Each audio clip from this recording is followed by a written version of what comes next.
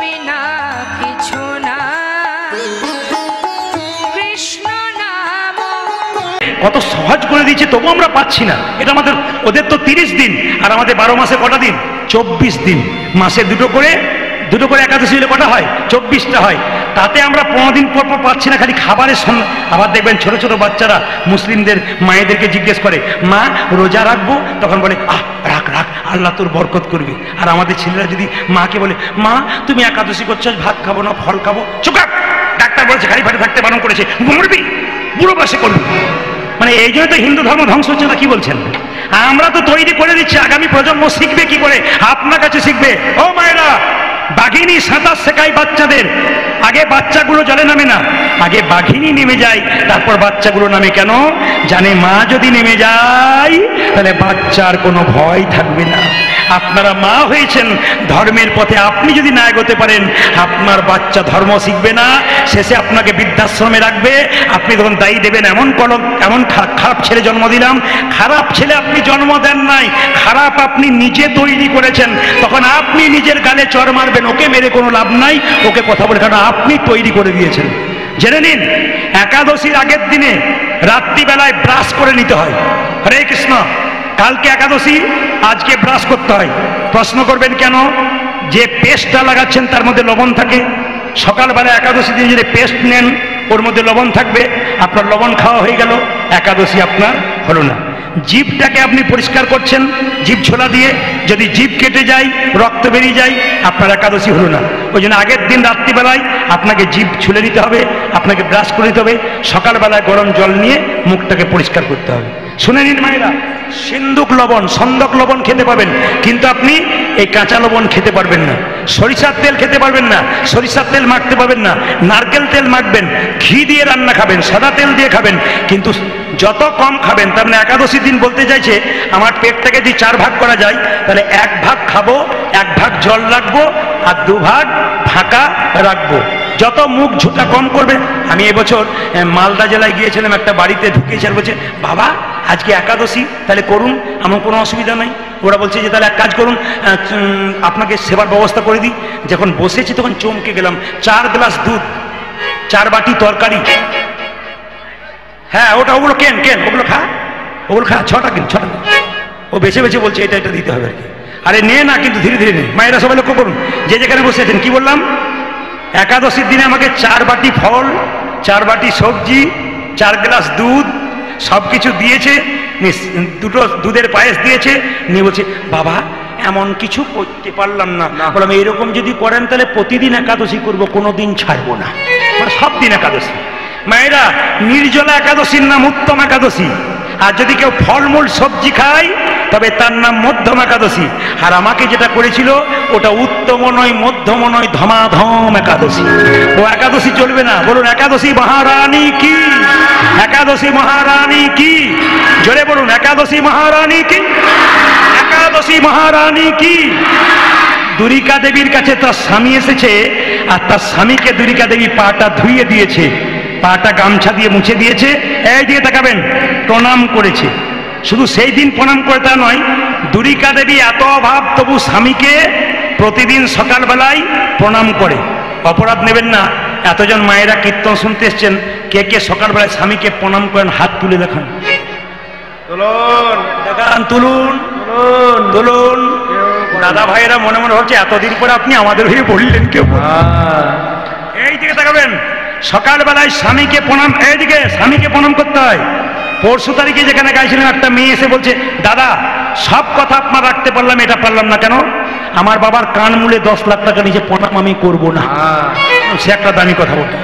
আমি আপনাদের বলে রাখি, আজকে কীর্তন শুনে কাল সকালবেলায় সবাই স্বামীকে প্রণাম করবেন পা ছুঁয়ে। আর দাদা ভাইয়েরা সব পাগুলো একটু ধুয়ে মুছে শোবেন, আপনাদের কাল সকালে প্রণাম হবে আর কি। হ্যাঁ, আমি বলে দিই, শাস্ত্রের কথা বলবো, শুনতে নারকেলের মতো, ভেতরে শ্বাস জল।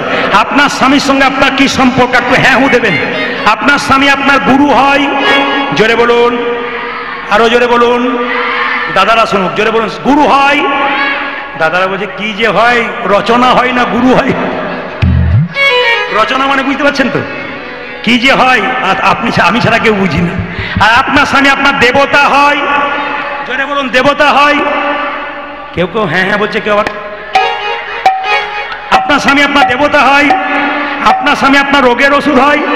যাকে আপনাদের সাহসের ধন্য, যে অন্য জায়গাতে একবার বলার পর চুপচাপ মুখ দিয়ে থাকে আর বলে না, আর সবে হ্যাঁ দিচ্ছেন। আপনার ছেলে আপনার স্বামী আপনার বাবা হয় না? না না, হাসবার ব্যাপার না, এখনো বুঝিয়ে দেবো, তখন আপনারা বলবেন ঠিক বলছে। এইদিকে আপনার স্বামী আপনার ভাই হয়। দু চারজন মা মনে মনে ভাবছে হয় বোধহয় হয়, আপনি যখন বলছেন তখন হয়। আপনার স্বামী আপনার, এই যে তাকান, আপনার স্বামী আপনার ভাই হয়, আপনার স্বামী আপনার ছেলে হয়। কখন হয়? তাকাবেন, ধীরভাবে তাকাবেন। বিষ্ণুপ্রিয়াকে নিমাই বলেছিল, প্রিয়া তুমি বাপের বাড়ি চলে যাও সন্ন্যাস নেবার আগে। বিষ্ণুপ্রিয়া বলেছিল, স্বামী এটা কি বাপের বাড়ি নয়? তুমি আমার বাবা, তুমি আমার ভাই, তুমি আমার ছেলে, তুমি আমার বন্ধু, তুমি আমার ইহকাল, তুমি আমার পরকাল। নিমাই বলছে, আমি এত বড় পণ্ডিত, লোকে বলে আমি জানতে পারলাম না স্বামী কখন বাবা হয়, স্বামী কখন ছেলে হয়, স্বামী কখন ভাই হয়, তুমি জানলে কি করে?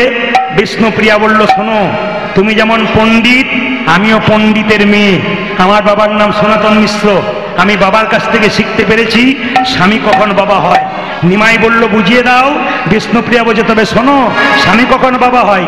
অন্নদানে পিতা সম প্রতিদানে পতি।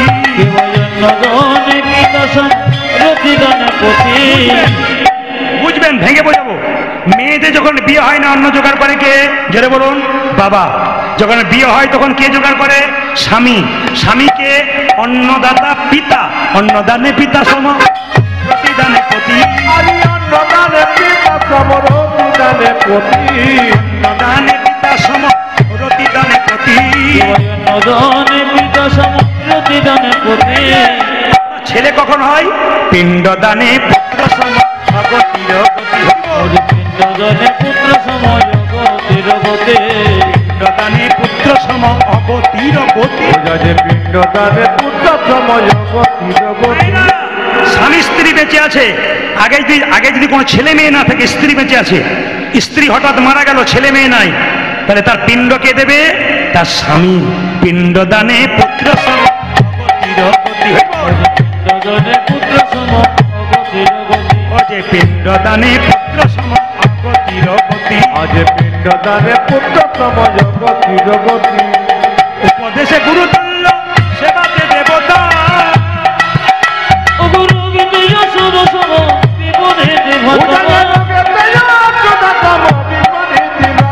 পতি পুত্র পতি পিতা, পতি পুত্র পতি পিতা, পতি পুত্র পতি পিতা, পতি পুত্র পতি পিতা, পতি হলো পরম দেবতা, পতি পুত্র পতি পিতা, পতি হলো পরম দেবতা, পতি পুত্র পতি পিতা, পতি হলো পরম দেবতা, পতি পুত্র পতি হলো পরম দেবতা, পতি পুত্র পতি পিতা, পতি হলো পরম দেবতা, পতি পুত্র পতি পিতা।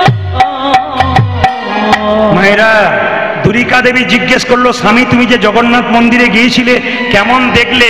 কৃষ্ণমণ্ডল বলে ফেললো, তুমি আমাকে চাইতে বারণ করেছিলে, আমি চেয়ে ফেললাম। বলে, কি চাইলে? আমি একটা কৃষ্ণ ভক্ত সন্তান চেয়ে। দুরিকা দেবী কেঁদে কেঁদে বলল, স্বামী তুমি যেদিন থেকে জগন্নাথ মন্দিরে গিয়েছিলে সেদিন থেকে এখানে আমি ভগবানের মন্দিরে কেঁদে কেঁদে বলেছিলাম, প্রভু জগন্নাথ তুমি যেন সন্তান একটা দিও। ভগবান সুকনে ছেড়েছে গো, ভক্ত যদি কাই মনে কোনো বাঞ্ছা করে, ভগবানের সাধ্য নাই সেই বাঞ্ছা নাই পুরে।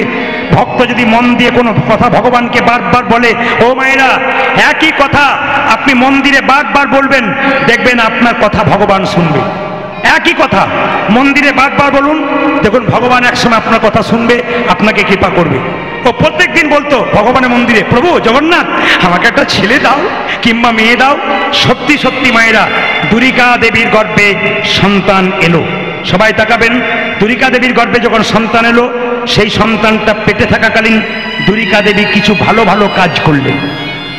তাকাবেন, এমনি এমনি এমনি এমনি বাচ্চা সন্তান তৈরি হয় না।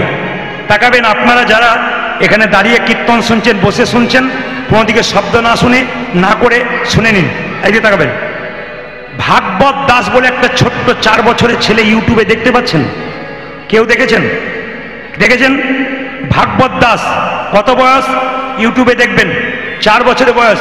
তিলক মালা, তিলক মালা জপ সব কিছু করে। তাকাবেন, কত বয়স বললাম জোরে বলুন? 4 বছর।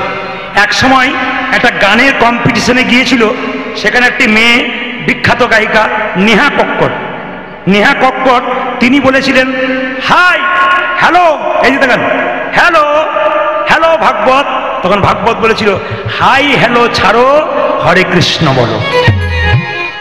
দেখবেন ইউটিউবের মাধ্যমে, কি হাই হ্যালো ছাড়ো, হরে কৃষ্ণ বলো। মাগো, তাকে জিজ্ঞেস করেছিল গায়িকা তোমার বাড়ি কোথায়? তখন বলেছিল কৃষ্ণ কড়ি আঙ্গুলে একটা পাহাড় তুলেছিল, কি নাম বলো তো? ওটার নাম গিরি গোবর্ধন পাহাড়, আমার বাড়ি হলো গোবর্ধনে। আচ্ছা আচ্ছা ভাগবত, গীতা পড়ে কি লাভ? গীতা সঙ্গে রাখো কেন? গীতা পড়ে লাভ কি? মায়েরা শুনুন, ছোট্ট 4 বছর ছেলে উত্তর দিয়েছিল আপনি মোবাইল কিনছেন, উত্তর দিয়েছিল কোনো জিনিস কিনতে গেলে, কিন্তু আমি আপনাকে বলি আপনি মোবাইল কিনছেন, তাতে দেখবেন একটা ম্যানুয়াল দেওয়া হয়, মানে একটা দেখবেন কাগজ দেওয়া হয়, ওতে কিন্তু কিভাবে মোবাইলটা চালাবেন তার জন্য কিন্তু শিক্ষা দেওয়া হয়। তো ভাগবত গীতা কি না, আমাদের জীবনটাকে চালানোর জন্য ওটা হলো একটা ইউজার ম্যানুয়াল, যেটা থাকলে আমাদের জীবনটা সুন্দর হবে। কে বলেছে? 4 বছরের ভাগবত।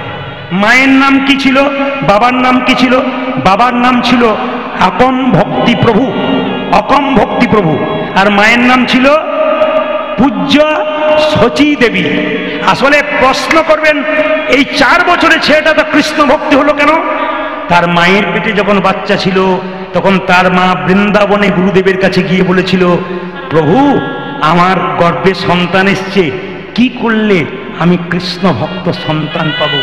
গুরুদেব তাকে নির্দেশ দিয়েছিল মা তোমার পেটে বাচ্চা এসছে, এই সময় তুমি এই কাজগুলো করো, দেখবে তোমার কৃষ্ণ ভক্ত সন্তান হবে। প্রত্যেকটি মায়েদের কাছে, প্রত্যেকটি বোনেদের কাছে বলে রাখি, অনুকূল ঠাকুর বলেছেন আকাশে এরোপ্লেন উড়ে সব জায়গাতে নামে না। কোথায় নামে? এয়ারপোর্টে নামে। মহাপুরুষের আত্মা চারিদিকে ঘুরে বেড়াচ্ছে। ঈশ্বরচন্দ্র বিদ্যাসাগরের জন্ম নাই, রবীন্দ্রনাথের জন্ম নাই, কেন বিবেকানন্দ ফিরে আসছে না? কেন আবার রবীন্দ্রনাথ ফিরে আসছে না? কেন ফিরছে না? একটাই কারণ, মায়েদের প্ল্যাটফর্মটা ভালো নাই। পেটে বাচ্চা থাকলে মায়েদের কিছু নিয়ম আছে যেগুলো করতে হয়। পরম প্রেমময় ঠাকুর বলেছেন পেটে বাচ্চা থাকলে সেই মেয়েটাকে প্রত্যেক দিন ভগবানের মন্দিরে প্রণাম করে বলতে হবে একটাই কথা, ছেলে হোক আর মেয়ে হোক, প্রভু একটা যেন কৃষ্ণ ভক্ত সন্তান হয়। দরখাস্তের বয়ান যেমন হবে পারমিশন তেমন হবে, আপনাকে চাইতে হবে তো, তবে আপনি পাবেন, নইলে পাবেন কি করে? তাকাবেন মায়েরা যে যেখানে বসে আছেন।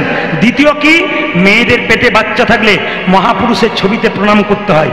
ঈশ্বরচন্দ্র বিদ্যাসাগর, রবীন্দ্রনাথ, বিবেকানন্দ, রামকৃষ্ণদেব। কেন ওইদিকে প্রণাম করবেন? মনোবিজ্ঞানীরা বলছে বারবার যদি প্রণাম করা হয় ওদের ভাব আপনার ছেলের মধ্যে কিছুটা বর্তায়। ওই জন্য বারবার বলবো, পেটে বাচ্চা থাকলে অনেক নিয়ম আছে যেগুলো করলে কৃষ্ণ ভক্ত হয়। তুলসী গাছে জল দিয়ে 4 বার পরিক্রমা করতে হয়। আমাকে অনেক মেয়েরা ফোন করে বলে বাবা আমার শাশুড়ি বলছে পেটে বাচ্চা থাকলে মন্দিরে যেতে নাই, তুলসী গাছে জল দিতে নাই, গীতা পড়তে নাই, আর আপনি যে বলছেন। আমি বললাম শোনো, তোমার পেটে বাচ্চা আছে, তুমি ডাক্তারের কাছে যাবে না তোমার শাশুড়ির কাছেই থাকবে? ও বলছে ডাক্তারের কাছে যাবো। তা শাশুড়িকে জিজ্ঞেস করো বাচ্চা কি অসুবিধা সুবিধা আছে বলে দেবে ওকে। আরে বাবা, ডাক্তারের কাছে যেতে হয় জানবার জন্যে, আর যারা তত্ত্ব নিয়ে ঘাটাঘাটি করে, যারা বই পড়াশুনো করে, তাদের কাছে গিয়ে জানতে হবে পেটে বাচ্চা থাকলে কি কি করতে হয়। একটু গীতা পড়তে হয় মা, যদি গীতাকেও পড়তে না পারেন, যদি মাথায় ঠেকাতে পারেন, তবু কিন্তু গীতার লাভ হয়। অনেকে প্রশ্ন করেন আমাকে গীতা পড়বো? হ্যাঁ, গীতা পড়ো হিন্দু ভাই, গীতার মতো জিনিস নাই, গীতার মতো গ্রন্থ নাই, গীতাতে কোনো ভুল নাই। যারা কীর্তন শুনতে এসছেন তাদেরকে বলবো এক পকেটে মোবাইল রাখুন, এক পকেটে গীতা রাখুন। ভালো লাগুক আর না লাগুক, খাও একটু তিতা, ইচ্ছা করুক আর না করুক, পড়ো একটু গীতা। দুটো কথা মনে রাখবেন, ভালো লাগুক আর না লাগুক খাও একটু তিতা তিতা, শরীরের লাভ আছে। আর ইচ্ছা করুক আর না করুক পড়ো একটু গীতা। যদি তাই না হবে তবে তাকান, দেখবেন আপনারা যে যেখানে বসে আছেন কোর্টে দেখবেন একটা লাল কাপড়ে বাঁধা থাকে, ওটার নাম কি বলুন? ওটার নাম কি? গীতা। আমি একজনকে জিজ্ঞেস করেছিলাম ওটার নাম কি লাল কাপড়ে বাঁধা থাকে, ও তখন বলছে যন্ত্র টন্ত্র কিছু একটা হবে। বেটা কিছুই বোঝে না কি। মায়েরা, গীতাতে হাত রেখে, গীতা কত বড় গ্রন্থ, গীতাতে হাত রেখে বলা হয় যাহা বলিব সত্য বলিব, সত্য ছাড়া যারা করেছে অত বোকা নয়, মহাজ্ঞানী তত্ত্বজ্ঞানী মানুষ বলে করেছে। কিন্তু গীতাতে হাত রেখে অনেকে হাজার মিথ্যা কথা বলে সেখানে জিতে যায়। জেনে রাখবেন, গীতাতে হাত দিয়ে ওখানে মিথ্যা কথা বলে কেউ যদি জিতে যায়, সে এখানে জিতলো, ভগবানের কোর্টে কিন্তু তার বিচার পাকা হয়ে যাবে, ওখানে জেতার কোনো চান্স নাই। তাই আপনাদের কাছে নিবেদন রইল, গীতা পড়ো হিন্দু ভাই, গীতার মতো জিনিস নাই, গীতার মতো গ্রন্থ নাই, গীতাতে কোনো ভুল নাই। সবাই তাকান, যখনই দুরিকা দেবীর গর্ভে সন্তানটা জন্ম নিচ্ছে মাথায় কাপড়টা নিন। জন্ম হচ্ছে কোথায় মায়েরা? ধারেন্দা গ্রাম। কিভাবে? ধারেন্দাতে জন্মিল দুঃখী মণ্ডল, জনমিল দুঃখী মণ্ডল, ধারেন্দাতে জন্মিল দুঃখী মণ্ডল, জনমিল দুঃখী মণ্ডল, মাতার নাম দুরিকা পিতা কৃষ্ণ মণ্ডল, মাতার নাম দুরিকা পিতা কৃষ্ণ মণ্ডল, মাতার নামে দুরিকা পিতা কৃষ্ণ মণ্ডল, মাতার নাম দুরিকা পিতা কৃষ্ণ মণ্ডল। বাবার নাম কি? কি মণ্ডল? জোরে বলুন, কি মণ্ডল? যে ঘুমাচ্ছে সে বলুন কি মণ্ডল? ওনাকে বলুন, ঘুমাচ্ছে ওনাকে বলুন। এই যে ফটিক মণ্ডল। কি মণ্ডল? ফটিক মণ্ডল। জোরে বলুন, ধারেন্দাতে জন্মিল দুঃখী মণ্ডল, হরিবল। জনমিল দুঃখী মণ্ডল, ধারেন্দাতে জন্মিল দুঃখী মণ্ডল, জনমিল উলধ্বনি উলধ্বনি।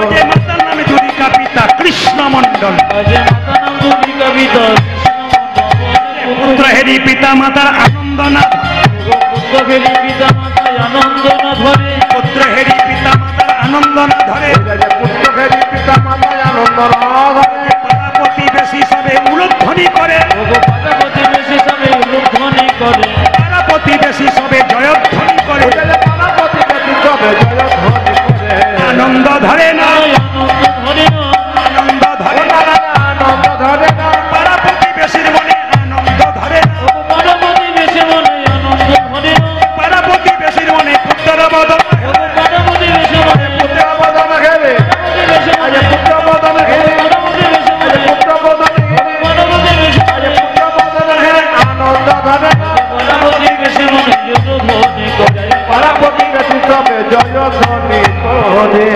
এবার আপনারা উত্তর দিন, বাবারা দেবে না মায়েরা দিন? এই দিয়ে তাকাবেন, কি উত্তর? ছেলে হলে আনন্দ হয় না মেয়ে হলে আনন্দ হয়? সত্যি করে বলবেন হরিবাসর। এখন হরিবাসর বলে অনেকে বলছে ছেলে হলেই আনন্দ হয়। কেন আপনারা মায়ের জাত, অথচ মেয়ে হলে আনন্দ হয় না কেন? আসলে শাস্ত্র বলছে যদি কারো ছেলে হয় সে পুত নামক নরক থেকে উদ্ধার পায়।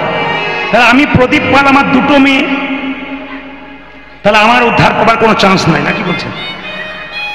এখানে দলে যেগুলো আছে না, দেখাবো না, সব প্রায় একটা দুটো করেই কন্যা আছে। ছেলে এক আধজনের আছে, তাদের বুকের পাটা আলাদা, মেক্সি পরে ঘুরে বেড়াচ্ছে। তো সবাই তাকানে, যে যেখানে বসে আছেন তাকাবেন। মায়েরা কি বললাম? ছেলে ছেলে আর মেয়ে। ছেলে যদি একটা বংশের প্রদীপ হয়, মেয়ে হয় দুটো বংশের প্রদীপ। একজন মুসলিম ভাই আমাকে বলছে আমার দুটো মেয়ে। বললাম তুমি ছেলে নেবে না? বলে না, দুটোতেই আল্লাহ যা করেছে। বলে কেন? আমি মরে গেলে ওরা 2-4 দিন আমার জন্য কাঁদবে, আর ছেলে হলে খুঁজে খুঁজে বেড়াবে বাবা কোথায় কি রেখেছে। না না, দামি কথা বলছি। মায়েদের খুব আনন্দ হলো, যাকে আমাদের হয়ে বললেন। আপনাদের ভোট না দিলে তো হবে না, যেরকম রাধারানী কি। কিন্তু মায়েরা, ছেলে হলেই যে নরক থেকে উদ্ধার হবে তা নয়, পুত নামক নরক থেকে। কেন? তুলসীদাস বলেছেন, তুলসীদাসের দোহা, এক দ্বার সে বাহার হতা হয় পুত আর মুত, जो हरि भजे कहे पुत, जो ना भजे कहे मुत। কথাটা শুনতে খারাপ, কিন্তু তুলসীদাসের কথা। एक दार से बाहर होता है पुत और मुत, जो हरि भजे कहे पुत, जो ना भजे कहे मुत। একই রাস্তা দিয়ে পুত্র বেরিয়ে আসে, একই রাস্তা দিয়ে মূত্র বেরিয়ে আসে, কিন্তু যে হরি ভজন করে ছেলে জন্ম নিয়ে সে পুত্রের সমান, আর যে জন্ম নিয়ে হরি ভজন করে না সে মূত্রের সমান। তাকাবেন মায়েরা, যে যেখানে বসেছেন, ছেলে জন্ম দিলেই যে আপনি উদ্ধার হবেন তা নয়। ছেলে যদি কৃষ্ণ ভক্ত হয় তবেই কিন্তু আপনি উদ্ধার পেয়ে যাবেন। আমি আপনাদের বলে যাই, যে যেখানে আছেন, ছেলে মেয়ে দুটোই সমান। ঈশ্বর যেভাবে দিয়েছে যাকে, সেইটাই নিয়ে সন্তুষ্ট থাকবেন, আপনার আনন্দ আছে। আচ্ছা মায়েরা, বাচ্চা ছেলে জন্ম নিলে আপনারা মুখে কি দিন জোরে বলুন? নিম পাতা না তেঁতুল পাতা? তেঁতুল পাতা, গুড় ও মধু। আচ্ছা আচ্ছা, এবার আমি আপনাদের একটা ভুল ধারণা ভাঙিয়ে দিয়ে যাই। একটু বলুন তো, বাচ্চাদের মুখে মধু দেওয়া মানে মায়েরা কিভাবে বলুন তো? আমার ছেলে মিষ্টি মিষ্টি কথা বলবে। আহ, বড় হয়ে কি মিষ্টি কথা বলে। মা বলে একটা গামছা এনে কি বলে, চুপ করে দাও। ও মায়েরা তাকাবেন, মধুটা কেন দেওয়া হয়? আসল কাজটা শুনে রাখুন। মধু দেওয়া মানে মিষ্টি কথা নয়। আজ আমি শাস্ত্রের রেফারেন্স দিয়ে দেবো, আমি ধরে ধরে বলে দেবো কোন বই থেকে বলছি। যদি কেউ পড়াশুনো করেন, আমার কথাগুলো জানবেন, বইটা পড়ে দেখে নেবেন, মিলিয়ে নেবেন। প্রথমটা কি? মধু দেয় বাচ্চা জন্ম নিয়ে। কেন? বাচ্চা জন্ম নিয়ে কান্নাকাটি করে, মায়ের দুধ পান করতে পারে না, কান্না বন্ধ করার জন্যে মধু দেয়। মধু কখন দিলে বাচ্চা মিষ্টি মিষ্টি কথা বলে এটা কারো জানা নাই। আমি এই বছর একটা বই পড়তে পড়তে খুঁজে পেলাম। বইটার নাম কি? হিন্দু ধর্ম কি এবং কেন। বইটার লেখককে লোকনাথ কবিরাজ। তাতে দেখতে পেলাম দুটো বইয়ের নাম, একটা গভীর গৃহসূত্রকার, একটা পরাশর গৃহসূত্রকার। গভীর গৃহসূত্রকার বইতে বলল কখন বাচ্চাকে মধু দিলে মিষ্টি মিষ্টি কথা বলে। এবছর বলবো না, 3-4 বছর পরে এসে বলবো, না বলে দেবো কখন। গভীর গৃহসূত্রকার বলছে যে বাচ্চাকে আতুর ঘর থেকে 21 দিন পর নিয়ে গেলেন, মন্দিরে শুয়ে দেবেন স্নান করিয়ে, মুখে একটু মধু দিয়ে ভগবানের কাছে বলবেন, প্রভু আমার ছেলের জন্য মিষ্টি মিষ্টি কথা হয়। কোন বইতে বলল? আবার বইটা রেফারেন্স দিই, গভীর গৃহসূত্রকার, যারা পড়েন। দ্বিতীয় বইটার নাম কি? পরাশর গৃহসূত্রকার। সেই বইতে বলল বাচ্চাদের যেদিন অন্নপ্রাশন, মুখে ভাত, সেই দিন যদি কোনো মা পরমান্ন দেবার আগে একটু মধু দিয়ে ভগবানের কাছে করজোরে প্রার্থনা করতে পারে, আমার ছেলের মিষ্টি মিষ্টি কথা হোক। শাস্ত্র বলছে আপনার ছেলে মিষ্টি মিষ্টি বলবে। এইবার আপনাদের পরবর্তী বংশ যারা জন্ম নেবে বাচ্চা, গভীর গৃহসূত্রকার, পরাশর গৃহসূত্রকার, এগুলো পড়ে আপনারা জানতে পারবেন ছেলে মিষ্টি কথা বলছে কিনা। আপনি একবার ব্যবহার করে দেখুন।